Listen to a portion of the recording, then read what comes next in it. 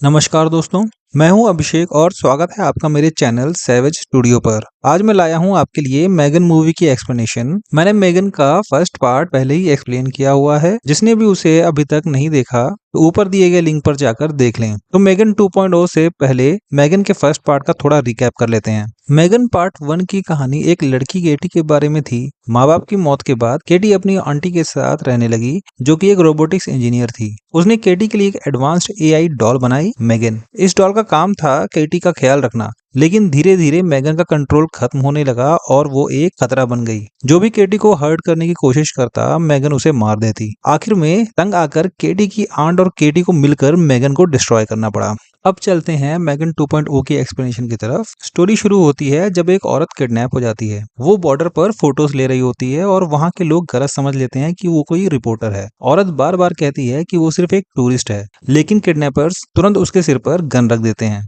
Scene shift होता है California के एक डिफेंस यूनिट में। यहाँ एक आर्मी कर्नल सैटलर अपना नया क्रिएशन प्राउडली दिखाता है, एक नई मिलिट्री मशीन जो सर्जिकल प्रिसीजन के साथ काम करती है। कर्नल कहता है कि ये टेक्नोलॉजी इंपॉर्टेंट मिशंस कंप्लीट करने में हेल्प करेगी, और वो भी बिना किसी राजनीतिक दबाव के। तभी एक गवर्नमेंट ऑफिशियल मीटिंग में घुस आती है। वो गुस्से में थी और पूछती है कि उसके बिना आर्मी ऑपरेशंस क्यों हो रहे हैं। इस पर कर्नल कहता है कि वो ये ऑपरेशन नहीं कर रहा, बल्कि इसे सऊदी की टीम कर रही है और उन लोगों ने बस एक एसेट को उधार दिया है। वो ये भी कहता है कि ये सिर्फ एक डेमो है, टेक्नोलॉजी सपोर्ट के लिए और सबके बेनिफिट के लिए। असिस्टेंट कंफ्यूज होती है कि उसमें कौन सा बेनिफिट है। अब सीन वापस शिफ्ट होता है और कुछ लोग एक पर्सन को खींचते हुए लाते हैं जो पूरा बंधा होता है। उसे ग्राउंड पर गिरा देते हैं, लेकिन पता चलता है कि वो कोई इंसान नहीं, एक एंड्रॉइड रोबोट है, अमीलिया। पूरा सीन एक टेक्निकल क्रू क्लोजली मॉनिटर कर रहा होता है। दूसरे रूम में एक आदमी कुकिंग कर रहा था। अमेलिया उसके पीछे चुपके से आ जाती है। वो आदमी अमेलिया की प्रेजेंस को महसूस करते ही उस पर अटैक करने की कोशिश करता है, लेकिन अमेलिया बहुत फुर्ती से बिना हेसिटेशन के उसको खत्म कर देती है। कुछ देर बाद हम देखते हैं कि अमेलिया बहुत ही ट्रेन तरीके से अपना काम शुरू करती है। वो एक ग्रुप के पास जाती है जो गेम खेल रहे होते हैं और बिना मर्सी के उन पर अटैक कर देती है।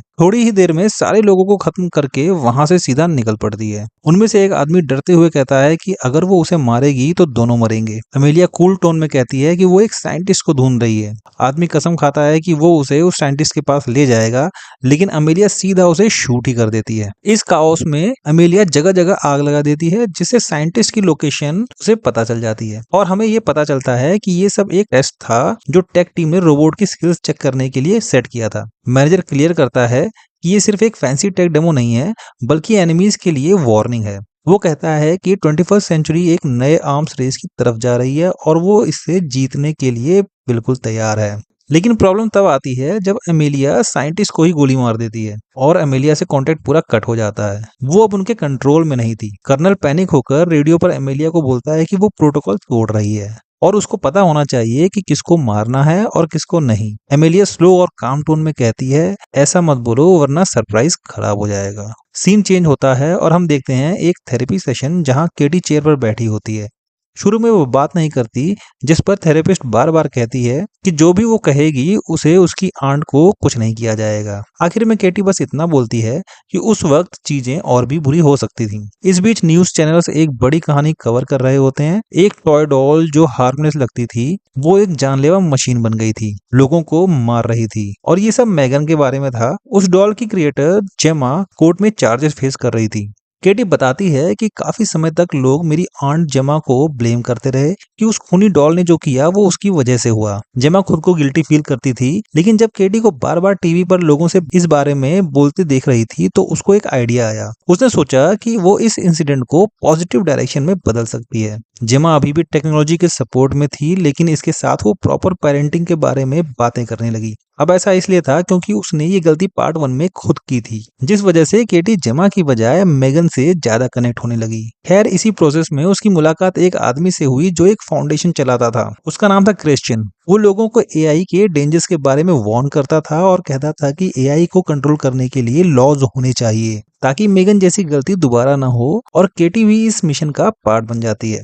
केटी कहती है कि जेमा अभी भी बिलीव करती है कि टेक्नोलॉजी अच्छी चीज हो सकती है, लेकिन वो चाहती है कि बच्चे उस पर ज्यादा डिपेंडेंट न हो। उसकी मेहनत के चलते कई स्कूल्स ने बच्चों के लिए मोबाइल फोन्स बैन कर दिए। इससे केटी थोड़ा आइसोलेटेड फील करती है और दूसरे बच्चे उसका मजाक उड़ाते हैं। लेकिन यहाँ पर केटी चुप नहीं रहती और सबको जवाब देती है। उसने अपने लिए बोलना सीख लिया है और वो अपने आप में काफी है। इस बीच उनकी कंपनी की डायरेक्टर जो कि टेस है बताती है कि उनकी टीम ने काफी चेंजेस किए हैं। जेमा द्वारा डॉल्स बनाते वक्त रेगुलेशंस और सेफ्टी लॉस को अनदेखा किया गया, पर यहाँ पर कंपनी फिर भी कुछ नया बनाने की तैयारी में थी, ऐसा जो ह्यूमन लाइक क्वालिटीज रखता हो। जेमा अभी तक आई नहीं होती है तो टेस उसके आने से पहले ही नई इन्वेंशन का डेमो दिखाने लगती है। एक हाईटेक सूट जो कोल डेमो कर रहा होता है। प्रॉब्लम ये होती है कि कोल के रोबोटिक लेग्स अटक जाते हैं, वो आगे मूव नहीं कर पाते। टेस सिस्टम को रिबूट करती है, तब जाके कोल का सूट सही काम करता है। टेस कहती है कि ये क्रिएशन डिसेबिलिटीज वाले लोगों के लिए हेल्पफुल होगा जिन्हें बॉडी मूवमेंट में प्रॉब्लम होती है।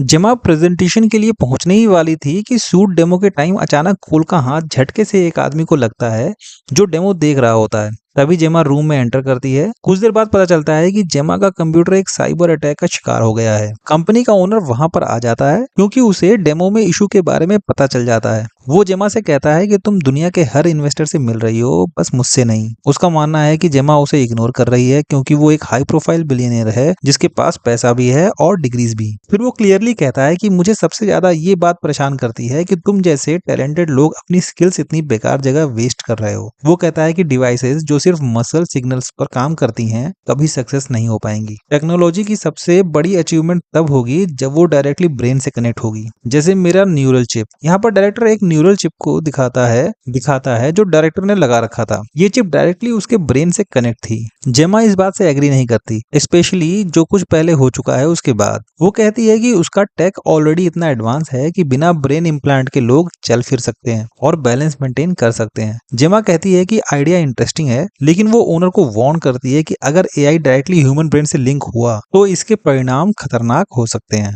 फिर वो सजेस्ट करती है कि ओनर को शायद पार्टनरशिप के बारे में सोचना चाहिए, मतलब रोबोटिक सूट के लिए। नेक्स्ट सीन में हम देखते हैं कि एक आदमी एक होटल रूम में सूटकेसेस लेकर आता है। वो शावर लेने जाने ही वाला था कि तभी एक सूटकेस में से अमेलिया बाहर निकलती है और बिना मर्सी के उस पर अटैक करके उसे खत्म कर देती है। इस बीच न्यूज चैनल्स रिपोर्ट कर रहे होते हैं कि एप्पल कंपनी ने टेक वर्ल्ड में हिस्ट्री बना दी है और उनके प्रोडक्ट्स के प्राइसेस स्काई रॉकेट कर गए हैं। साथ ही ये भी कि सीनेट एक नया लॉ पर वोट करने वाली है जो आर्टिफिशियल इंटेलिजेंस को सपोर्ट करेगी। नेक्स्ट सीन में जेमा, केटी, क्रिश्चियन जेमा के घर में बैठे बात कर रहे होते हैं, जहां पर क्रिश्चियन केटी से कहता है कि तुम्हें अपने हर्ट को फॉलो करना चाहिए क्योंकि मुझे लगता है तुम एआई के वर्ल्ड में इंटरेस्ट रखती हो। वो ये भी क्लियर करता है कि मेगन सिर्फ एक मशीन थी जो एक स्पेसिफिक पर्पस के लिए प्रोग्राम की गई थी। जो इमोशंस वो दिखाती थी वो बस एक इल्यूजन था, जीरोस और वंस का एल्गोरिथम गेम, सिर्फ एक काम के लिए। और चाहे कितना भी अजीब लगे, कम से कम उन्होंने मेगन को टाइम पर स्टॉप कर दिया। ऐसे में केटी ख्यालों में खो जाती है और मेगन के बारे में याद करने लगती है। जैसे मेगन कहती थी कि दुनिया में लोग हैं जो तुम्हें हर्ट करना चाहेंगे,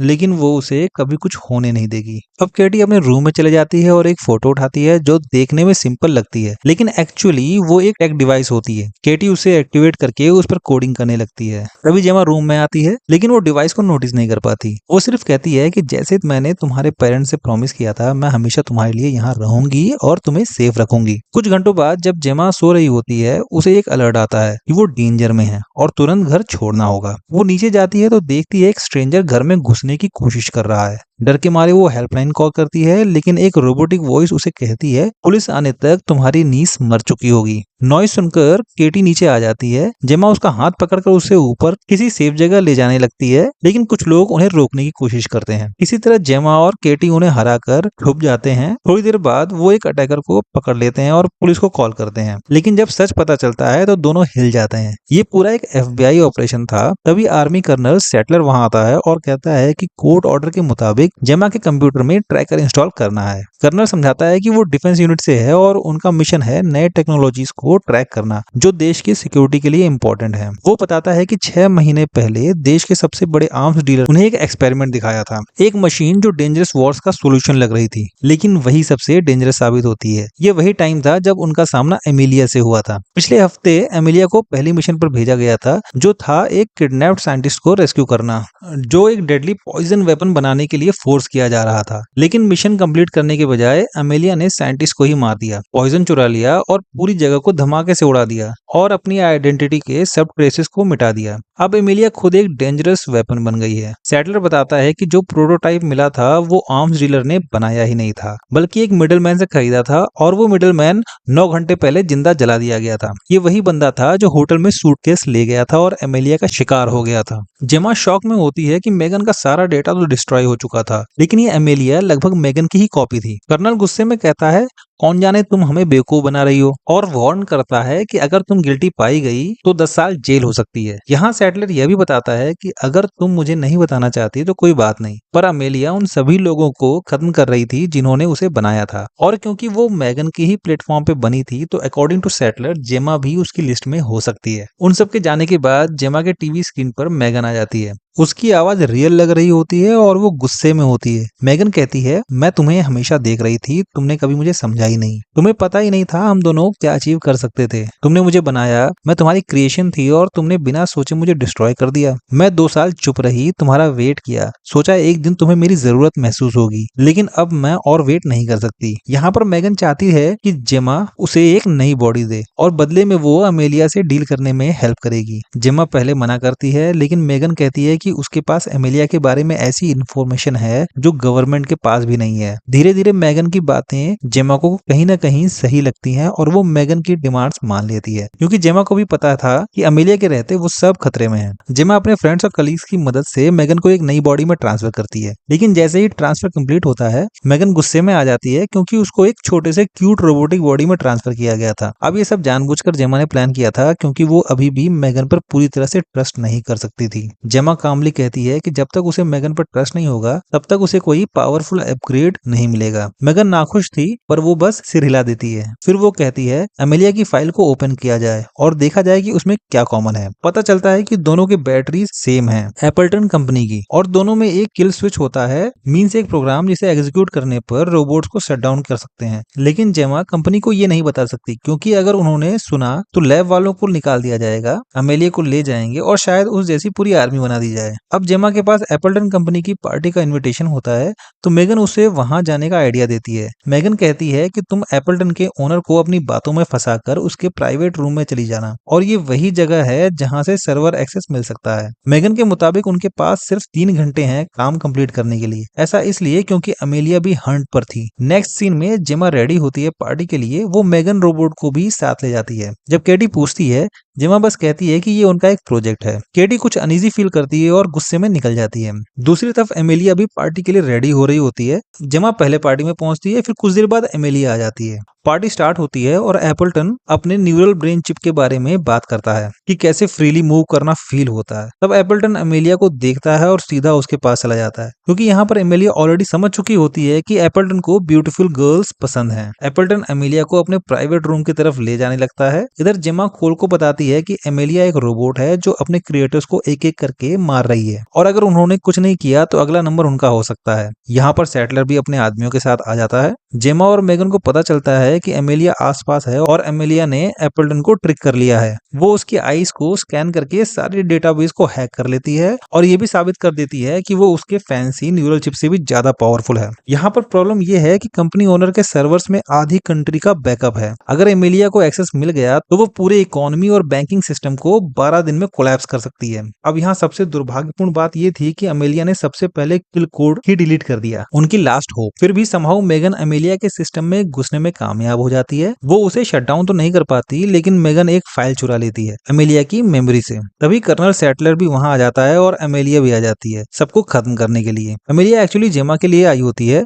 वो कहती है तुम्हारे पास कुछ ऐसा है जो मेरा है और मैं लेने आई। मेगन एमिलिया से कहती है कि जेमा बिल्डिंग छोड़ चुकी है। एमिलिया जेमा को न पाकर उसे ढूंढने उसके घर तुरंत निकल जाती है। मेगन जेमा को बताती है कि एमिलिया जेमा को ढूंढने जा रही है और अगर उसे जेमा नहीं मिली तो वो सीधा केटी के पीछे जाएगी। मेगन एक कार चुराकर जेमा और कोल के साथ घर के लिए निकल पड़ती है। जेमा अभी भी कंफ्यूज है कि एमिलिया ने क्यों कहा कि उसके पास कुछ ऐसा है जो उसका है। तब मेगन कन्फेस करती है कि उसने एमिलिया से एक फाइल चुरा ली है जो क्रैक करने में थोड़ा टाइम लग रहा है। लेकिन अमेलिया उस फाइल को वापस चाह रही थी। अमेलिया इस तरफ मेगन को पीछे छोड़ने के लिए रास्ते में एटीएम से कैश उड़ा देती है, ट्रैफिक लाइट्स को रैंडमली चेंज करने लगती है और आखिर में जेमा का होम एड्रेस ट्रैक कर लेती है। फिर वो चुपके से रिमोटली उस एक्सोस्केलेटन वाले सूट में घुस जाती है जो बनाया जा रहा था और टेस पर अटैक कर देती है, जिसको एन मौके पर केटी बचा लेती है। तभी जेमा और कोल हेल्प के लिए आ जाते हैं, लेकिन कुछ मिनट बाद अमेलिया वापस आ जाती है। मेगन का एक छोटा रोबोट अमेलिया को कहता है कि यहाँ कोई नहीं है, क्योंकि उसने पहले ही जेमा और बाकी सबको वहां से दूर भेज दिया था। ये सुनकर अमेलिया गुस्से में आ जाती है और उस रोबोट को तोड़ देती है। तब मेगन केटी के हाथ में एक फोटो देखती है जिसमें वो और मेगन साथ होते हैं। मेगन डिसाइड करती है कि अब सच बताने का टाइम आ गया है। वो केटी से कहती है कि वो कभी उससे दूर नहीं रहेगी और ये भी कि सब लोग आज जिंदा हैं सिर्फ उसकी वजह से। जेमा इंटरप्ट करती है कि अमेलिया के प्लान को स्टॉप करने के लिए उन्हें किसी और से हेल्प लेनी चाहिए, लेकिन मेगन इंसिस्ट करती है कि कोई भी अमेलिया की असली इंटेंशंस नहीं जानता। सिर्फ ये पक्का है कि उसके पास इतने रिसोर्सेस हैं कि वो पूरे देश को डिस्ट्रॉय कर सकती है। मेगन कहती है कि मैंने सारे पॉसिबल आउटकम्स को डीपली चेक किया है और अब फ्यूचर सेफ नहीं है। मेगन ने एक सेफ हाउस बिल्ड किया था और वो सबसे कहती है कि फिलहाल सबको यहाँ छुपकर रहना होगा, क्योंकि यहाँ पर पानी, कपड़े और फूड हैं और सब लोग यहाँ आराम से रह सकते हैं। केटी मेगन के रूम में पहुंचती है और उसके सामने खड़ी हो जाती है। मेगन नहीं चाहती कि केटी उसे उस तरह से देखे, लेकिन केटी फिर भी पास आ जाती है।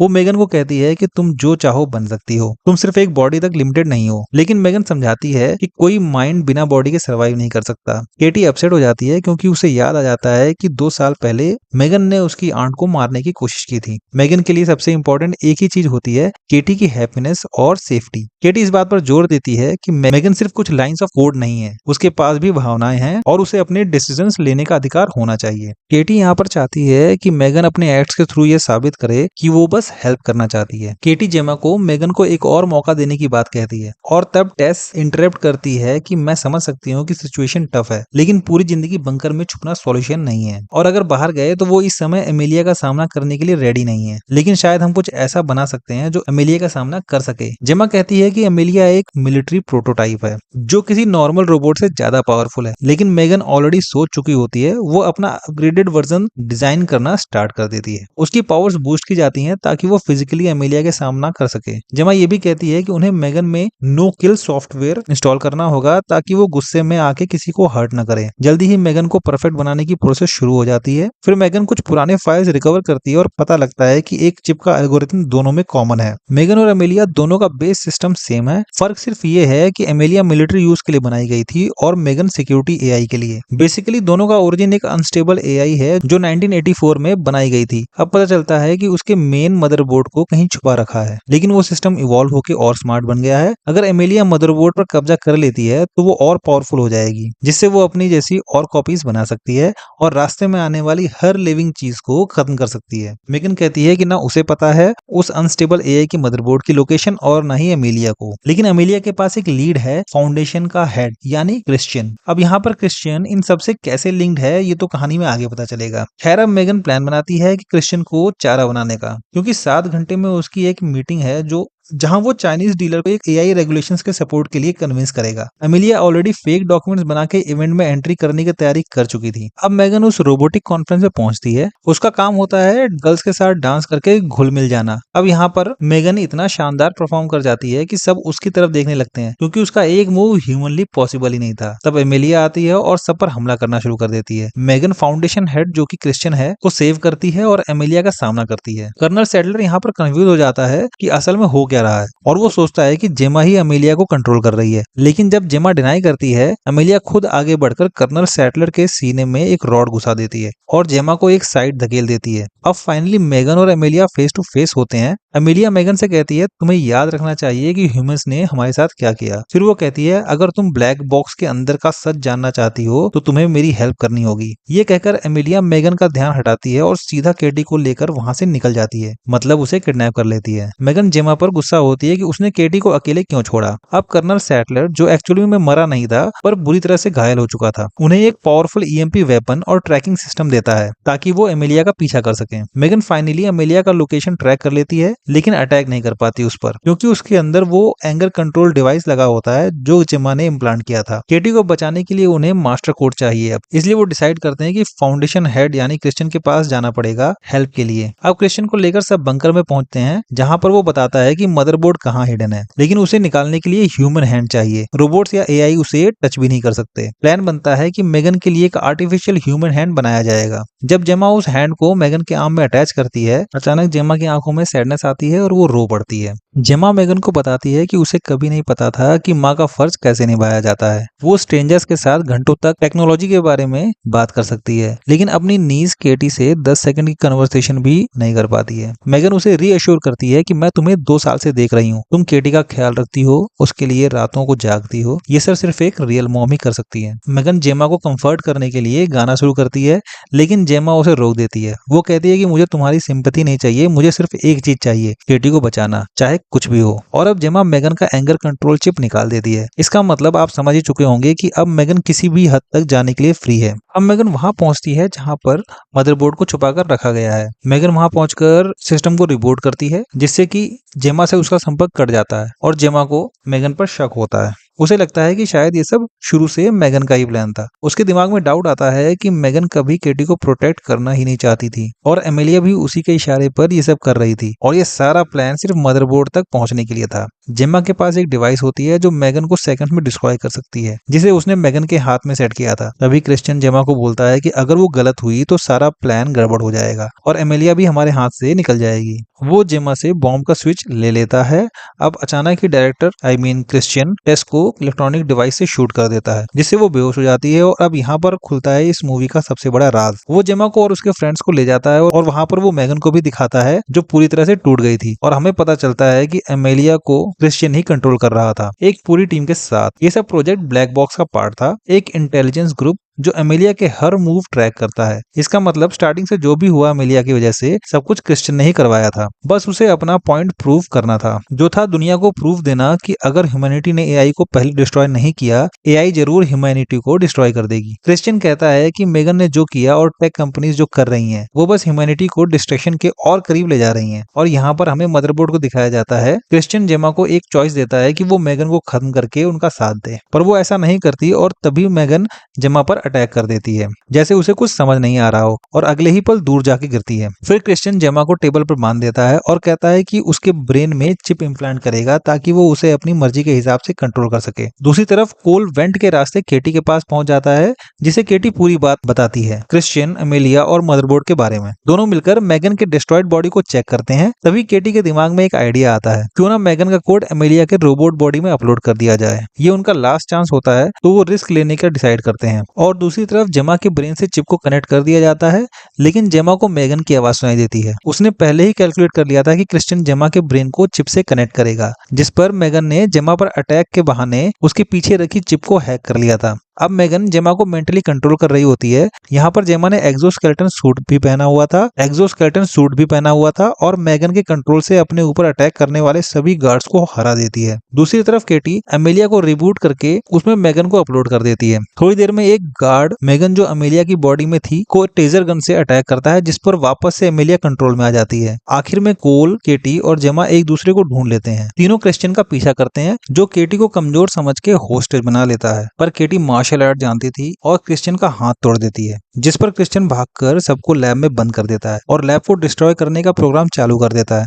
यहाँ पर क्रिश्चियन बहुत खुश था कि तभी पीछे से एमेलिया आ जाती है और क्रिश्चियन को ब्रूटली खत्म कर देती है। वो क्रिश्चियन का हाथ लेकर सीधा मदरबोर्ड की तरफ बढ़ जाती है। बाकी सब लोग टेस को बचाते हैं और मेगन आकर सबको बाहर जाने को कहती है। वो कहती है कि एमेलिया को लैब डिस्ट्रॉय होने तक वो यहीं पर रोकेगी। केटी, जेमा और बाकी सब लोग लैब से बाहर जाने लगते हैं, क्योंकि लैब डिस्ट्रक्शन का काउंटडाउन पूरा होने में बस 1 मिनट बचा था। तभी जेमा और केटी का मन नहीं मानता और वो मेगन के पास वापस आ जाते हैं। इधर मेगन एमेलिया के साथ फाइट करके मदरबोर्ड का कंट्रोल लेने की कोशिश कर रही थी, पर एमेलिया बहुत पावरफुल थी और वो मेगन को जोर से पटक देती है। अब एमेलिया मदरबोर्ड को अपने अंदर अब्सॉर्ब कर लेती है, जिससे उसकी आंखें लाइटनिंग की तरह चमक रही थी, जो ये इंडिकेट कर रही थी कि अब एमेलिया और ज्यादा पावरफुल हो गई है। एमेलिया काउंटडाउन भी रोक देती है, जिससे लैब डिस्ट्रक्शन रुक जाता है। जेमा और केटी भी वहां पहुंच गए थे। एमेलिया उनसे कहती है कि वो सब कुछ देख सकती है, पास्ट, प्रेजेंट, फ्यूचर, सब कुछ।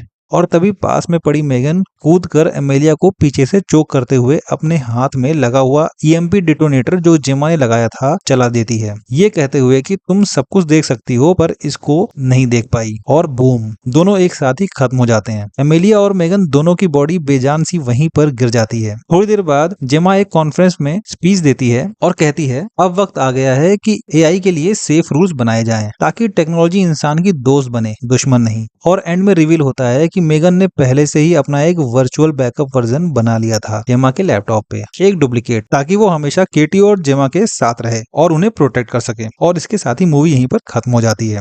दोस्तों, ये मूवी बेसिकली एआई और ह्यूमैनिटी के सर्वाइवल पे बनी हुई है, जहां एआई और ह्यूमन इंटेलिजेंस की बारीक डिफरेंस को दिखाया गया है। यहाँ पर मेगन और अमेलिया दोनों ही आर्टिफिशियल इंटेलिजेंस थे, पर एक ने ह्यूमैनिटी की साइड चुनी है और एक ने एआई की। हालांकि मेगन भी सिर्फ केटी को ही बचाना चाहती थी और ह्यूमैनिटी को बचाना तो बस एक बाई प्रोडक्ट था। और एआई कितनी डेंजरस हो जाएगी ये तो क्रिश्चियन ने एक हद तक दिखा भी दिया था, पर उसने खुद ही उससे गलत काम करवाए। तो एक तरह से यहाँ पर एआई नहीं ह्यूमंस ही जिम्मेदार हुए। दोस्तों, मेगन 2.0 आपको कैसी लगी कमेंट में जरूर बताइएगा। वीडियो को लाइक करें और प्लीज मेरे चैनल को सब्सक्राइब जरूर करें ताकि ऐसे ही वीडियोस मैं आपके लिए लाता रहूं। तब तक के लिए stay safe and goodbye friends.